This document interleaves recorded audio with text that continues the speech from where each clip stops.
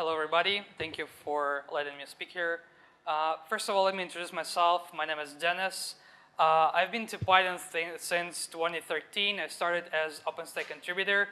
Then I worked for multiple companies who do cloud orchestration using Python as like the simplest language you can start to do an infrastructure orchestration. So today we're going to talk about serverless. How many of you are familiar with the term of the serverless? Okay, so like not so many people of you. So let's begin. So, but before we start, I want to do one thing. Let me just go back and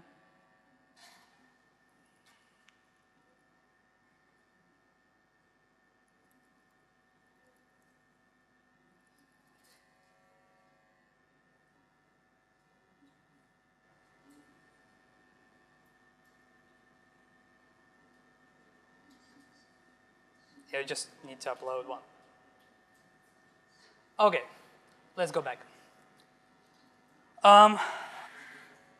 If you have a Twitter account, just do the following. Go to the Twitter, use the handle onionomega2, and post a tweet with the landscape image there. Okay? You're going to be my target audience today.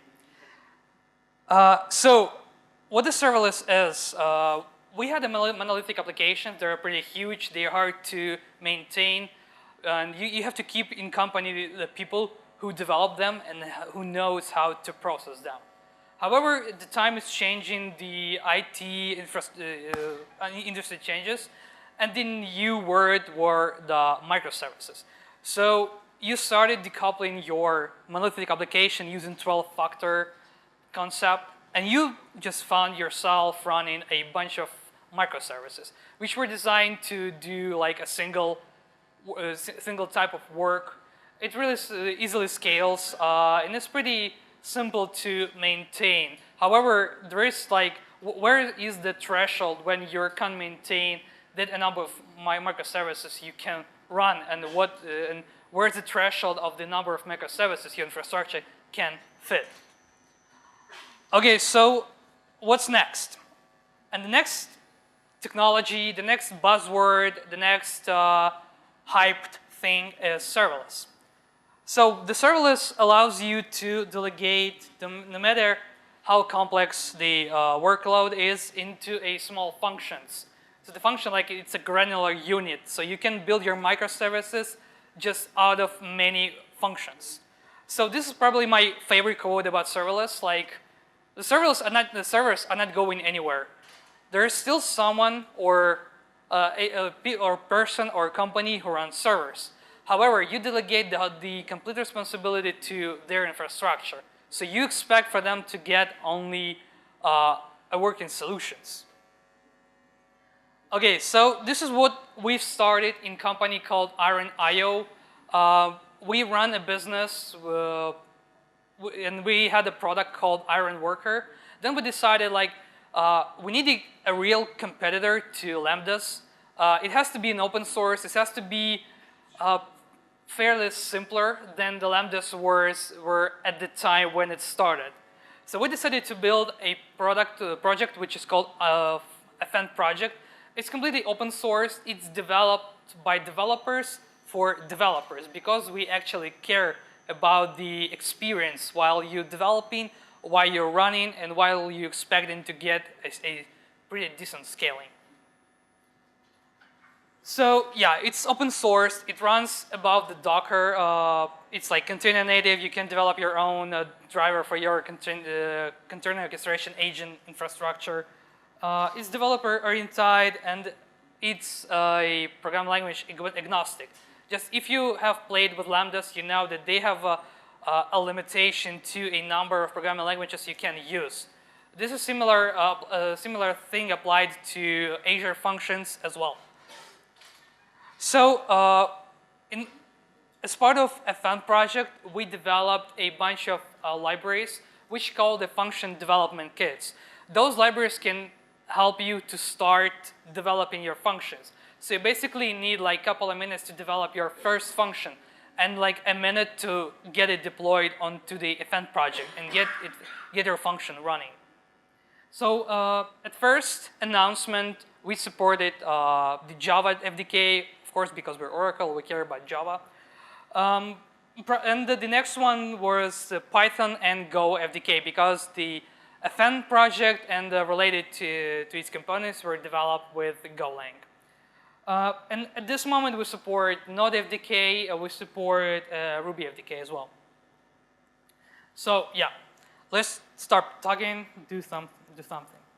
At this moment, I have an application running, a serverless application that runs in my small thing that I will show you later in my huddle. So this application consists of a couple of components, which is Twitter, which I posted a tweet. It has a Python functions, it has a Golang functions as well, and also it relies to Google Cloud platform. So what this demo does, when you post a tweet, I have a thin daemon that queries a Twitter and asks that for a new tweets. And it tries to identify if the tweet contains a media, specifically an images of a different formats. So this is how it works. You post a tweet, there is a daemon that queries, it finds the tweets, and then submits tweet to a function that does a landmark recognition. Depending on the result of that function, the recognition function calls a Twitter success or Twitter's failure function. Basically, those functions do the next thing. It posts you a reply to your tweet. If that was capable to recognize the landmark, or if it's not, or even if the recognition function has more than one variant for the landmark. So probably you see the digits, right? This is how many memory you need to, it's RAM, how many RAM you should allocate for this particular function. So probably you would ask me like, hey, I can do this like with a single application. But the beauty of this solution that I can combine multiple different programming languages, programming tools to build a function. So basically, I have Go, I have Python, and I can just combine them into one application, just using the serverless part and just put them into a functions. So yeah, and this is what I wanted to show you. This is this thing called Onion Omega. Excuse me, let me just find one. Okay, this is how it looks. It's a small $5 chip, complete Linux system. It has Wi-Fi on board. It's just like pure little IoT thing. And this thing runs this demo at this moment. So the power of the serverless technology and the serverless solutions is to develop a powerful applications with having less resources on your own site. So basically, you can ask for your cloud environment to get you more resources and use them on scale and on demand. Okay, so why serverless actually matters and why a fan project matters to us in first place. So the serverless technology should scale out and scale in a matter of milliseconds. So in a fan project, we defined like two different scenarios for this. You have a cold function, you have a hot function. So cold function just starts, the event starts a container, does the event shipment to a function, it processes the event, returns the response, and dies. However, it's very resource inefficient pattern. However, for some use cases, that is still valid. For hot functions, you can run as many requests as you want using the only one function. And it really matters because you allocate the constant number of resources. And these resources will serve you as long as you have more requests to process. Yeah, and the best thing of the serverless, and probably the pain in S, is that you should care about the state of your functions. You can just expect that if you're gonna run like a synchronous function you would get your result available somewhere on the serverless platform. But you should care about your state by yourself. This is the very valuable thing. Okay, this is what you need to do to get your first Python function. We have a CLI tool. All you have to do is just call the fn init, just say, hey, create me a Python 3.6 function, and give it a name. You're going to have a boilerplate generated. You'll have a Python code. You have all necessary files to create your own function. And all you have to do the next is to call fn deploy. And you will get your, at first, you will gonna get a webhook to your function.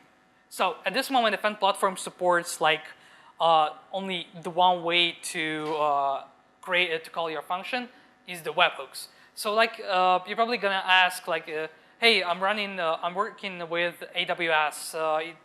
Their function has like bunch of the ways to trigger the function a little bit using SNS, using S3, and using EC2, and with any other services. So I would say you that fn was not developed as a multi-tenant service. So you're trying to compare the AWS, a managed service, into a server. So let's take a look at the functions. So this is like the only code you need to do. So at the top in imports, you can see the import of the FDK library. This is the number of lines you have to do. You have a function that accepts your data and the request context. And all you have to do is say like, hey, run this function. So this is like the regular Python callable object. So also the FDK supports native coroutines. So like the only difference is you can put it just in front of your function and asynchronous tag. So this is, and we developed one very valuable thing for Python language specifically. We developed a bunch of decorators that help you to create a serverless application by just developing a Python class. So there are a couple of different decorators you can use. One actually runs a function that you define in key value arguments to your decorator. The one and the second one is we call it an event decorator. So the beauty of this decorator is that it actually creates a pickled object of your callable object and send it into your serverless function, which I personally call the general purpose Python function. So basically, you create a pickled object and then just send it to a function. And one of the biggest advantages of running this type of the workloads by creating a serializable callable objects that you can put every dependency of your application into key value arguments. So if you're familiar with the pickle protocol, it has a recursive pickling. So basically, you can just say like here's the high-level function, and just serialize that. And then the decorator would just call the recursive pickle, and then we'll create a whole byte array of the nested functions. And then we'll do the same thing just on the other side. And then we'll call your Python function on the fn platform. So like the key takeaways of this talk, I guess, is that technology adoption, you can't actually stop the technology adoption. Like if you run a business on the AWS, on Azure, or GCP, you're probably familiar that when you run your workloads on the virtual machines, you're probably gonna drain your credit card just because just depending on how intensive the workload of your business is. And serverless actually changes the whole thing about the computing. So there are a couple of articles that's stating about like if you're gonna switch your workload from EC2 or any virtual machines to serverless pattern, you're gonna save a lot of money. For instance, the recent article said, like, if your business runs on $2,500 per month, with the serverless thing, you will get only $5,500 per month. So, of course, there are certain limitations of running with serverless. So there are still, it's still unclear what kind of workload serverless can fit, but at this moment, there are no limitation on the adoption. So you actually can try and develop your application using any serverless technology, especially the one we've developed.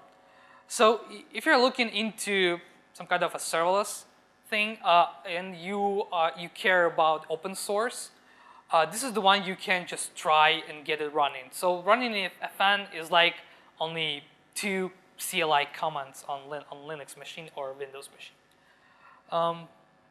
So the beauty of the serverless that you can scale in and scale out just in a matter of seconds. And the unit of the processing in serverless solutions is a function, because it's like the very minimum computing unit you can use there. So functions, as I already told, has no limits. Particularly in my own experience, I have built a lot of different functions using TensorFlow, using OpenCV. However, there is a pretty bad thing about like Python, but we are looking into the way to solve this. It's the size of the minimum Python Python image. For instance, if you've been using Docker a lot, you probably know there are a lot of different Python images on the Docker Hub. So probably you can use Debian, you can use Alpine Linux, or you can use like Ubuntu if you don't like Debian. So, and you probably know, like, if you're gonna use the various, like, if you're gonna use a tag like set Python 3.6, you will get in an Ubuntu image, which the size of that image will be nearly 70 megabytes, so 700 megabytes. So for function itself, it's pretty big, because like comparing to any other compiling language, you can get your function up to like 20 megabytes. Of course, if it not depends on the third-party libraries, for instance, like TensorFlow or OpenCV does. So probably the biggest value you can get from serverless is that you can delegate any workload onto the serverless platform, no matter what kind of a platform you would use. However, if you being like me, like hardcore Python programmer, you probably could find any problems with running Python applications on any serverless platform. So for instance, like in Amazon, you have to create a pretty weird shipping a package for a function, like create a zip file that contains all your dependencies. In FN, we allow you to build a Docker image that doesn't really, so FN doesn't really care about what's inside the image. It just creates your function and then just ships requests. And it's up to your function to process that request. So this is like the best links I can give you, I can share with you. The newest one is the Katacoda interactive course we've developed. So, and we're trying to get more and more tutorials out there. So you can just start and just use the FN if you're familiar with what Katacoda is. So it's pretty simple and pretty straightforward. You didn't have to have any environment deployed. Just go to the Katacoda, the FN project, and you will get the first tutorial that will actually show you how to develop your functions. Probably let's run the questions, and I will show you what the demo, how the demo finished. Okay. Thank you.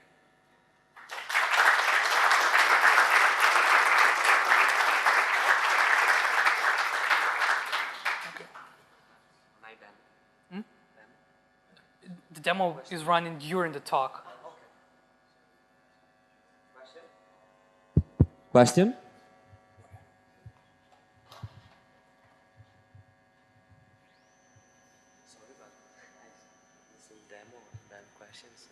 No, the demo runs from Thanks. the very beginning. Thanks for the talk. You show how in a couple of lines you can set up the function. Yeah. How does it work with dependencies of libraries, packages? Okay, so let's go back and I'm going to show you. So let's start with this.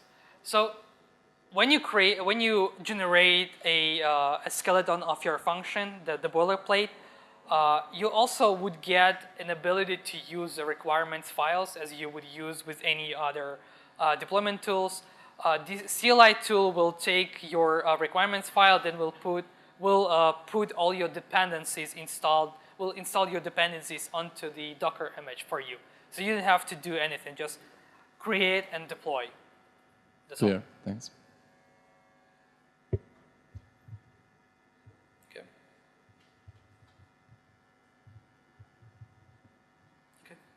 Okay, let's go back to Twitter.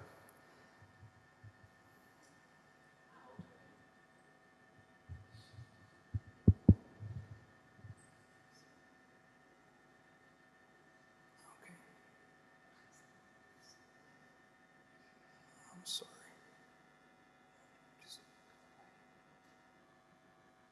Oh, I'm sorry, network just went down.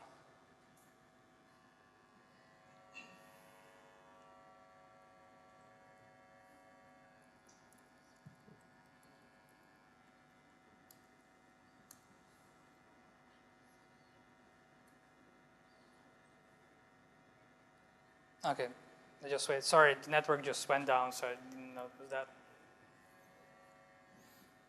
Because I'm using the ngrok, the free version, and it just doesn't keep your proxies up all the time.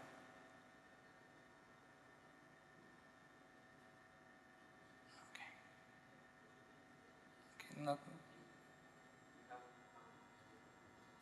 no, that should be running. Yeah, it runs. Just take some time.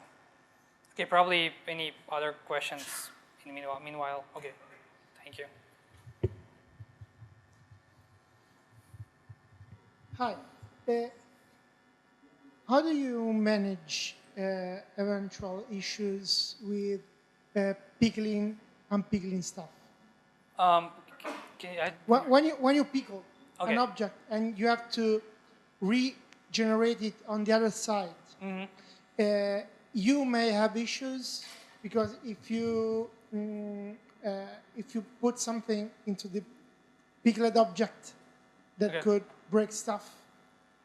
Okay, I mean, just like the JSON or YAML loads that won't resolve classes by default unless you tell them which classes are allowed to be regenerated. So at this moment, the pickling mechanism actually doesn't take like the whole class. It takes a decorated function and it creates a pickled object of that. So we don't allow user to control the pickling. So the whole pickling is controlled just inside the library. Of course, you can just go and tweak stuff in the library and just you're gonna be screwed up with this. So there is only one problem that personally I faced with is only when you trying to depickle a function that depends on the shared object. So this type of the